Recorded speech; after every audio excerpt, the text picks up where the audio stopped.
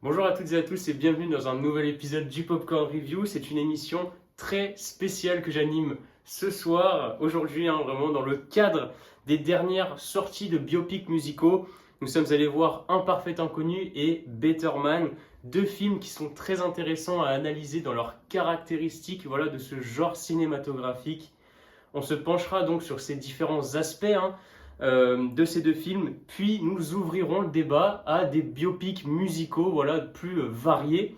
Je serai en compagnie d'Adam Boissino et exceptionnellement ce soir de notre ami Simon Zobel qui nous apportera ses connaissances sur le cinéma.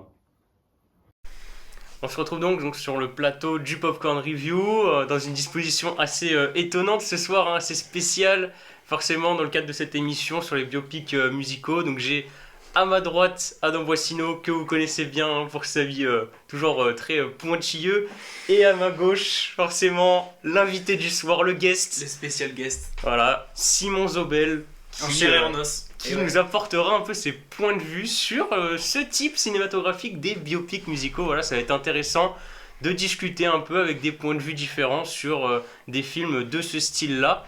Et déjà, on va vraiment s'attaquer à Un parfait inconnu. Donc peut-être déjà un petit ressenti que vous avez tous les deux. Peut-être Adam, peut-être pour commencer. Ouais, écoute, un film très intéressant sur un personnage de moins en moins connu, forcément. Parce qu'on n'entend plus beaucoup parler. Et qui le remet un peu sur la scène aujourd'hui, qui explique un peu sa vie aux gens qui ne le connaissent pas. Et très intéressant, très agréable à regarder. Ouais. Simon, peut-être je rejoins Adam. Après, en France, on ne connaît peut-être pas de fou. Et on a 20 ans. Une histoire de géographie aussi, peut-être. Mais je pense qu'aux États-Unis, c'est une énorme légende. Ouais. Et même encore maintenant, ils ont déjà fait genre 2 films sur lui. Et même encore maintenant, je pense que quand c'est sorti, les gens devaient être. Oui, c'est ça. Donc peut-être fou. Mais c'est vrai qu'ici, perso, je le connaissais pas trop, quoi. Voilà. Ça, c'est cool. Mais c'est ça, c'est-à-dire que pour rebondir par rapport à la génération, c'est sûr que c'est quelqu'un, quand on en discute avec les aînés, j'ai envie de dire, c'est quelqu'un qui est une icône, quoi. Pour nos darons, surtout pour les grands-parents. Ouais. Pour nos grands-parents. Ça fait un peu le rêve américain, peut-être. Absolument, mais il y a forcément tout son poids dans l'univers musical. Mais en dehors de ça, forcément, c'est, comme le dit Adam juste avant, c'est-à-dire que c'est une icône qui, forcément, avec le temps, c'est comme aujourd'hui, je peux citer même des Stevie Wonder, des Miles Davis. Aujourd'hui en France, c'est moins connu par rapport à toute la hype qu'il y avait autour d'eux. Il y a 50, 60 ans, quoi, c'était juste gigantesque. Donc c'est très bien, je pense, de remettre un film comme ça. Ouais. Et du coup, ça passe par une interprétation géniale, celle de Timothée Chalamet.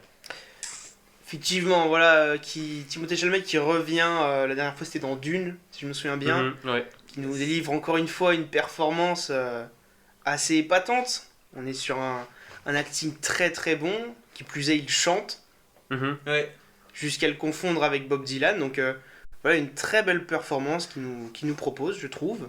Oui, tout à fait. Je sais pas si tu veux... je rejoins encore une fois Monsieur Boissino. En vrai, non, franchement, c'était très bien et il est crédible, quoi. Même si c'est pas forcément obligé de ressembler. Oui, c'est ça, mais même au perso, en termes de ressemblance, quand même, il y a le profil, quoi. Il a après, je pense, si on veut trop ressembler et tout, ça reste classique. Mais bon, là, il a ajouté un peu sa patte. Je veux dire, c'était pas juste.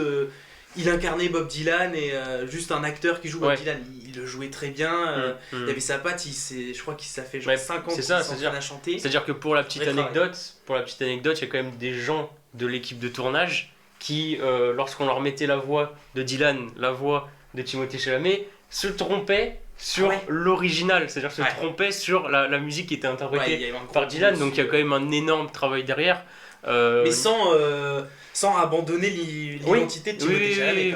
Mais c'est quand même exceptionnel parce que c'est un acteur qui s'impose aujourd'hui comme un des top mondiaux. Surtout qu'il a je sais pas combien de films devant lui, quoi. Il est tellement jeune, puis il a tellement de potentiel à faire des rôles si variés. Il fait un peu de... Ouais, c'est vrai qu'il fait un peu de tout. Il a fait tout, Wonka, Dune, le film de Guadagnino, Call Me By Your Name. Enfin, il fait un peu de tout et en vrai, c'est cool.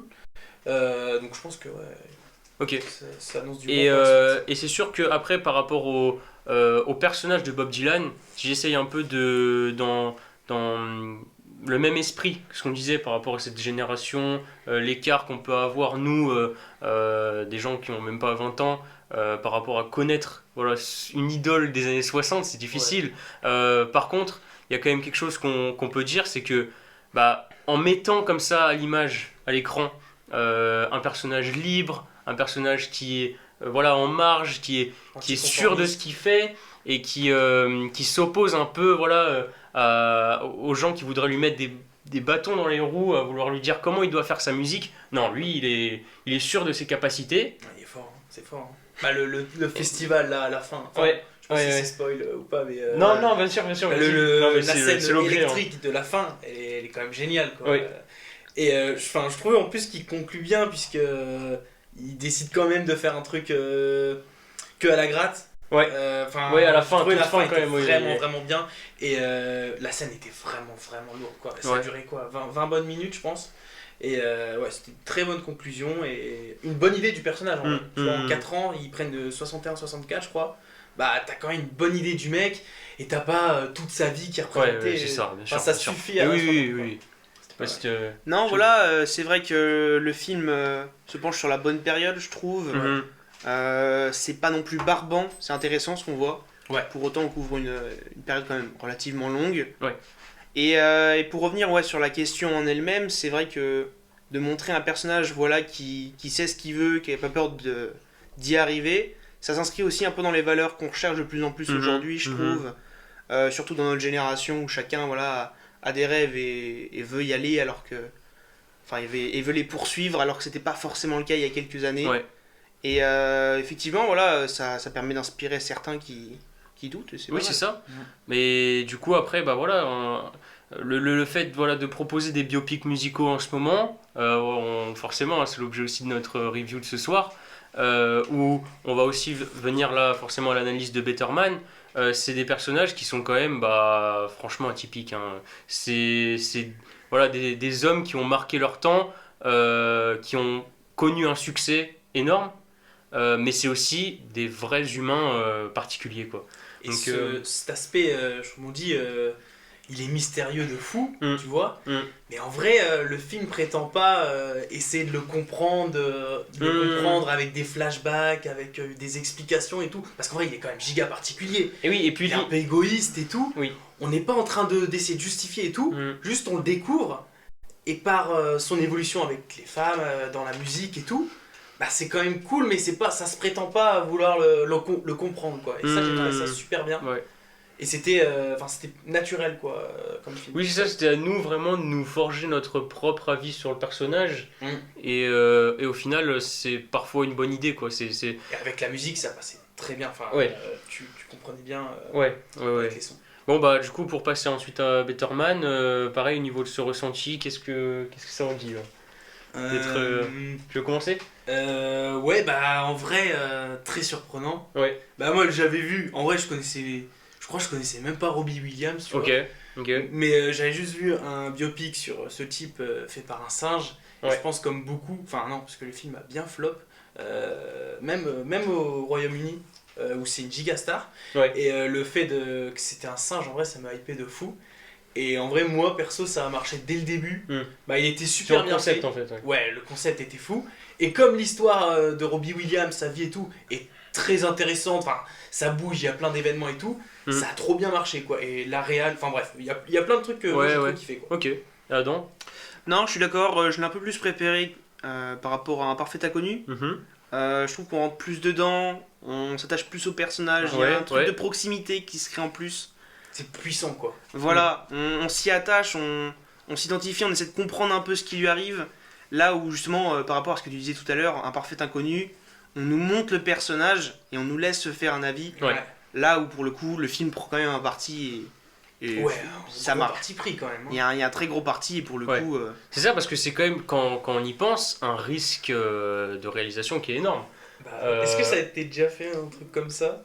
Genre pour un. Enfin, je sais Pour pas. pour un film biopic comme ça, j'aurais pas Ouais. forcément la culture là maintenant pour te Ouais, dire. mais je pense, enfin, genre, c'est. Pour t'en trouver un d'un C'est seul assez coup novateur quand même. aussi original dans le sens où voilà, tu remplaces carrément l'identité faciale quoi, d'un personnage comme ça, c'est fort. C'est vrai que moi je pense que c'est le seul que j'ai vraiment. vu comme ça. Ouais. Et ouais, c'est un risque énorme. Donc, T'as trouvé que ça marchait bien, toi? c'est-à-dire au niveau du. Ouais, est-ce que. Parce qu'il y a peut-être des gens, ils voient le truc, ils se disent, bah, j'arrive pas à. Bah Attends, alors, ce qui se passe, c'est que évidemment, ben, quand on se dit que, voilà, toi, par exemple, tu disais, je connaissais pas nécessairement Robbie Williams. Moi, j'avais déjà eu des échos, je connaissais un peu, Mhm. mais c'est pas quelqu'un qui pourrait autant m'inspirer que Bob Dylan, par exemple, Ouais, dans ok. au niveau des traits de personnalité.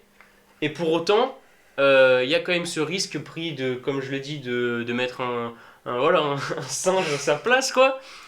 Et au final, ben, moi, j'étais curieux. Ouais, Donc vraiment, ça marche dans le sens Ça a peut-être attiré plus de gens que. où ça éveille la Ouais. curiosité, où on se dit mais qu'est-ce que ça peut bien donner ce truc. Ouais.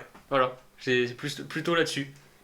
Ouais, effectivement. C'est vrai que le parti du singe, ça rend curieux et puis aussi ça détache le personnage. Je pense que ceux qui connaissent bien Robbie Williams, en Mm. tout cas sa carrière, Ouais. ça permet aussi de découvrir sous un autre angle Mhm. sans se dire bah, je le connais déjà, c'est Robbie Williams. On a l'impression de découvrir une autre personne un peu, je pense. Ok. Mm. Et autre. Enfin, rien à voir, mais là, moi j'ai trouvé la réal. Enfin, tu vois, les musiques. Enfin, ça fait comédie musicale, il faut aimer. Ouais. Mais c'était quand même génial, genre le truc, la musique avec le boys band dans Londres. Ouais. Ouais, Mais ça, elles dit sont bien partout. mises en scène, elles sont très Ouais, bien mises en Mais scène. c'est ça qui est fort, Ça c'est passe que vraiment très bien, c'est quoi. c'est un film qui se dégage par ouais, une prise de liberté folle quoi. J'ai Ouais, l'impression. ouais. C'est-à-dire Ouais, et que puis justement avec le singe, genre ça sert à exprimer des fois des choses que tu mettrais pas classiquement. Genre il y a Mm. eu deux scènes, une fois dans l'eau, Mm. où Ouais. il tombe dans l'eau et tout. Je sais plus parce Il se qu'il est prend trop une drogué. voiture. Oui, Oui, c'est vrai, ouais, ça ouais. c'est très fort. Ouais. Et c'est Et, là où il tombe euh, de l'escalier là. Là où il tue tous les singes, non. Ah, mais Oui. il y en a peut-être Il y a une deux dans l'eau, Oui, peut-être. oui. Et après, il y a celle où il est dans le concert et il voit plein de singes et il tue plein de singes. Mmh. Incroyable cette scène. Ouais, Non, ouais. mais Ça, il y a- franchement, tu vois pas des c'est- trucs comme ça dans plein de biopics. Oui, quoi. oui, il y a- C'était pas classique. En Il y, fait. il y a une vraie prise de liberté Ouais. notable, mais Et mais bien c'est sûr. amené, franchement. Mais ce qui est fort, c'est ça, c'est-à-dire que c'est un film qui pourrait complètement partir dans des dimensions incompréhensibles. Ouais. Bah, je pense qu'il y a des gens qui ont dû être un peu. Ah, je pense, perdu, quoi. mais au final, quand tu te rends compte que par rapport aux réactions des gens, il y a quand même beaucoup de gens qui sont sortis de ce film en pleurs. Mhm. Bah, Oui, parce que c'est émouvant, l'histoire elle est trop Bien cool. sûr, mais ça te dit quand même qu'il y a une certaine cohérence dans les émotions que tu Ouais. veux transmettre. Et si tu transmets des émotions comme ça cohérentes, ça veut aussi dire que pendant le fil du film, Mhm. ça se structure bien. Et en Ouais. fait, c'est quand même assez bien allumé. Du coup, pour attaquer maintenant la partie notation, on va peut-être reprendre par Un parfait inconnu, où déjà on dresse la note de 6 pour ce qui est du scénario. Comment est-ce que tu justifierais du coup cette notation? Bah alors c'est plutôt bien amené. On prend du coup, oui, effectivement, une partie de sa carrière. Mhm. Plutôt bien choisi, encore une fois. Ça évite de s'attarder sur des moments peut-être moins intéressants. On est plutôt sur son ascension là. Ouais. Et on prend le temps, du coup. Comme on prend 4 ans, Voilà, on prend un c'est peu pas plus de temps. c'est 12 ans où il commence la musique jusqu'à sa mort. Enfin, Exactement. c'est et bien cadré, quoi. C'est plutôt bien cadré. On a mis 6 quand même. Mm. Parce que, et d'ailleurs, encore une fois, sur les biopics musicaux, les biopics en général, c'est assez dur de mettre une note au scénario parce qu'on s'inspire forcément d'une histoire qui existe, on peut pas trop la modifier non plus.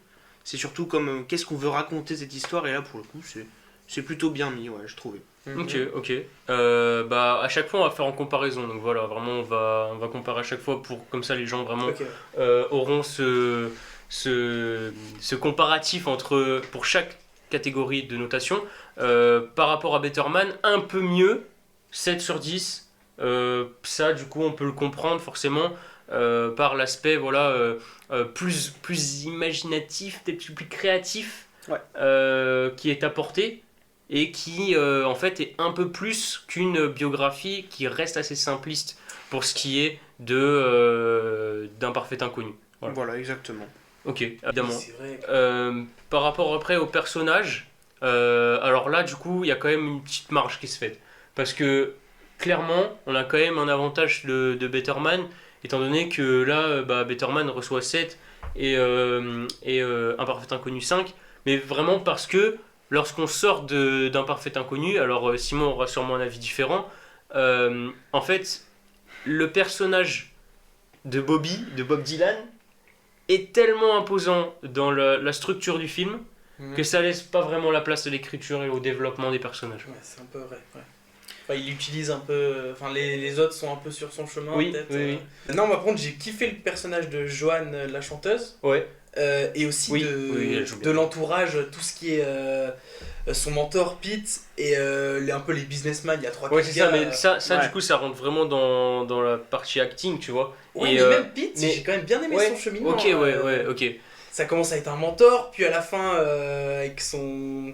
Il reste un peu dans le folk et il est pas trop Ouais. d'accord avec ce que fait Ouais, Dylan. Je trouve ce personnage. Oui, il y a une rivalité qui est créée. Il y a une rivalité, il y a Franchement, des tensions. c'est pas mal. Ouais, pas un.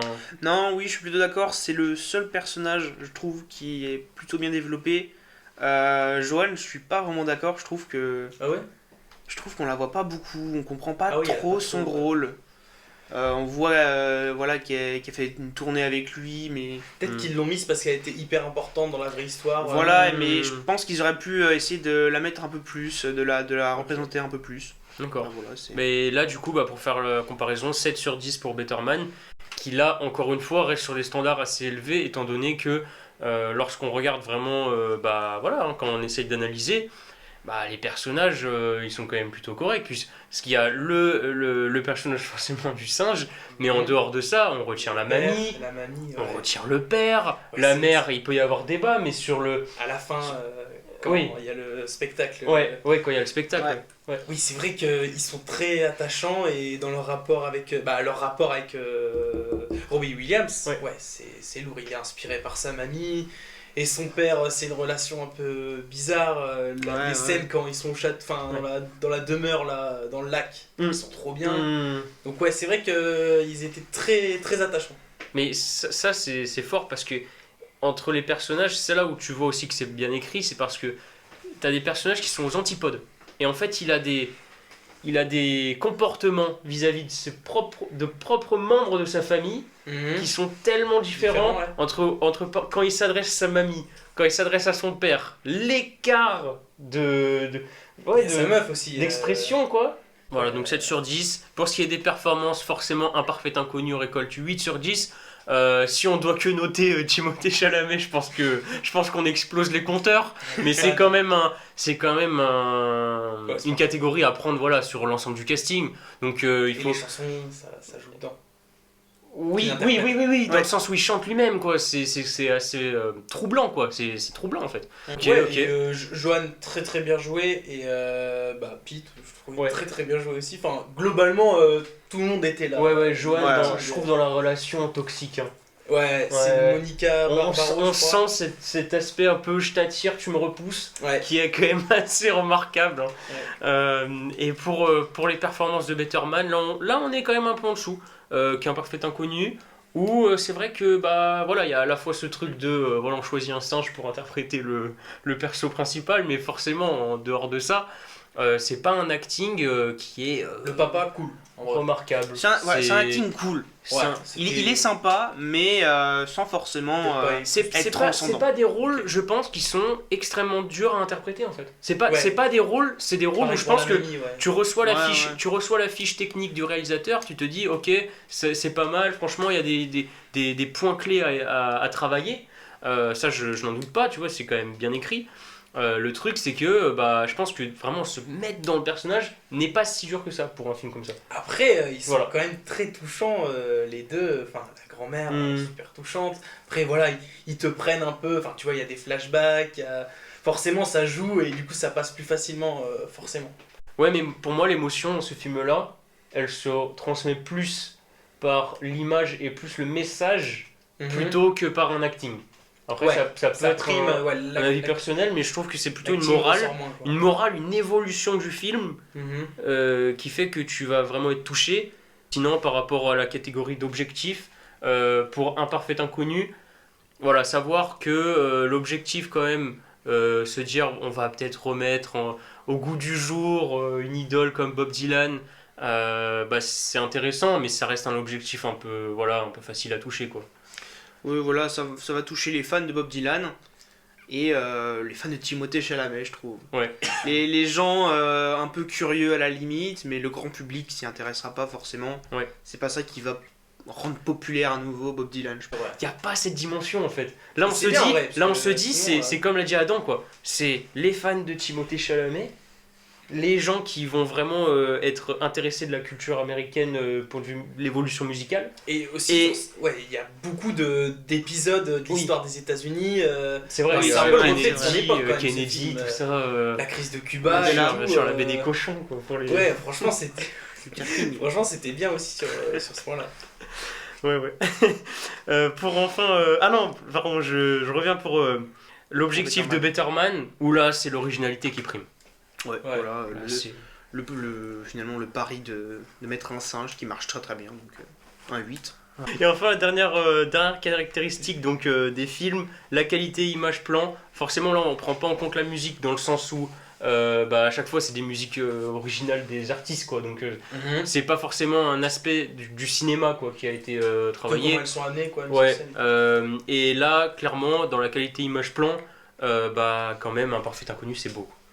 Ouais, voilà. Pour le coup, à la caméra, ça rend très très bien. C'est très agréable à regarder. Les décors sont très beaux. Ah oui. Et voilà, tout simplement, un 8 très bien mérité, je trouve. Ouais, totalement. Ok. Et pour Better Man, du coup Better Man, ce qui prime, c'est aussi la mise en scène. On l'a dit plus tôt. à Londres. Les chorégraphies, comment les musiques sont mises à l'écran. Là-dessus, c'est très bien. Et pareil, tout ce qui est folie quand même. Voilà. Les trucs de l'eau, le bateau et tout. Tous les effets spéciaux avec le singe, les scènes un peu plus. Il est bien fait quand même. C'est très bien fait, et pour le coup. C'est ceux qui ont fait les singes de la planète des singes, je pense. Donc dans tous les cas, voilà, il faut se dire que de notre point de vue, on a quand même un classement où on met Better Man, pardon, je vais y arriver, un peu au-dessus d'Un Parfait Inconnu. Donc 3,3 sur 5 pour Un Parfait Inconnu, 3,6 sur 5 pour Better Man. Dans tous les cas, des films 3 étoiles. Dans tous les cas, des films...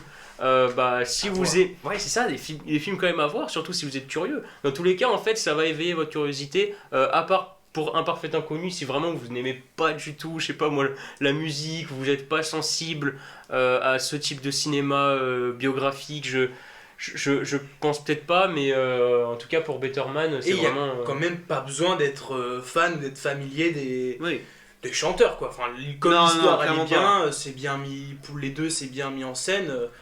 Merci à tous d'avoir regardé cette vidéo. Vraiment sur l'analyse de Better Man et d'Un Parfait Inconnu. Vous pouvez toujours liker, vous abonner pour soutenir la chaîne. Bien sûr, ça ne vous empêche pas d'activer la cloche et de commenter si vous le souhaitez. Là, juste ici, normalement, ça s'affiche. Vous avez un bonus exceptionnel, vraiment, sur une espèce de continuité où on va vraiment débattre sur les biopics musicaux avec Simon Zobel. C'est en haut à droite. Sur ces bons Bon, conseils. Écoutez, je pense qu'on a fait le tour. Merci beaucoup d'avoir regardé cette vidéo, donc cette émission spéciale du Popcorn Review. Évidemment, voilà, ça nous a permis certes de revenir sur Un Parfait Inconnu et Better Man, qu'on vous conseille largement, mais aussi vraiment sur tout cet aspect des nouveaux biopics musicaux qui arrivent et qui sont de plus en plus nombreux. Certes, il y en a qui innovent, d'autres qui ne le font moins, des versions idéalistes, d'autres moins ou qui tiennent plus à de la réalité. Dans tous les cas, ça a été intéressant là d'échanger avec vous. Simon, invité exceptionnel du soir. Plaisir partagé. Et ouais, de même. Et forcément Adam Boissino. Et on se voit la semaine prochaine pour une nouvelle sortie cinématographique dans le cadre du Popcorn Review.